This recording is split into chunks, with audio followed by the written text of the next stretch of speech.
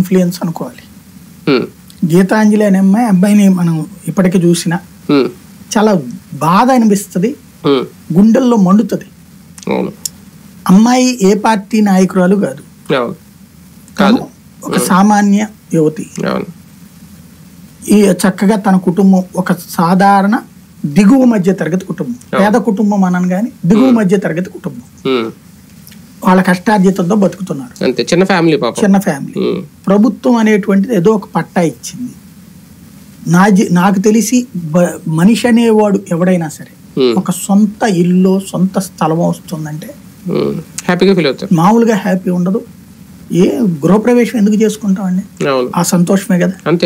స్థలం ఉన్నప్పుడు భూమి పూజ ఎందుకు చేస్తాం, అందులో సంతోషమే కదా. ఆ సంతోషం 10 మందితో పంచుకుని బంధువుల్ని వాళ్ళని పిలుచుకుంటాం కదా, చెప్పుకుంటాం కదా 10 మందికి ఇది కొన్నాను ఇది అని. ఎక్కడ ఎందుకు నాకు బాగా గుర్తు, నా మ్యారేజ్ అయినప్పుడు అడిగారు ఏమున్నది ఆస్తి అంటే, ఈనాళ్ళు చేస్తున్నాడు ఇట్లాగా ఇంతే.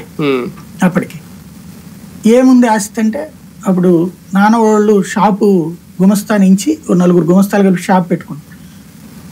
అది వరకు లెక్క ఉంది తప్పించి సొంత ఇల్లు ఏమన్నా ఉందా, పోనీ ఆ షాపు భవనం సొంతదా అని అడిగిన వాళ్ళు అంతమంది.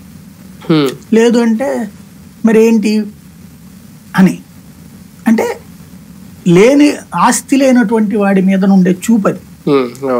ఆ తర్వాత ఎన్నోసార్లు పెళ్ళయిన తర్వాత ఎప్పుడైనా బంధువులు ఇళ్ళకి వెళ్ళినా అంటే నా తరపున వాళ్ళు అడగరు, ఎందుకంటే వాళ్ళకి ఎట్లాగూ వాళ్ళ దగ్గర ఏమీ లేదుగా. నా తరపున లెక్కలు వేసుకుంటే ఎవరి దగ్గర కూడా పెద్దగా ఏది లేదు కాబట్టి ఎవరు పెద్దగా దాని గురించి చర్చ వదిలేదు. కానీ అమ్మాయిని ఇచ్చినటువంటి వాళ్ళ తరపున ఆ చర్చ వస్తుందిగా, ఏమైనా కొన్నాడా మీ ఆయన, నాకేమన్నా కొన్నాడా,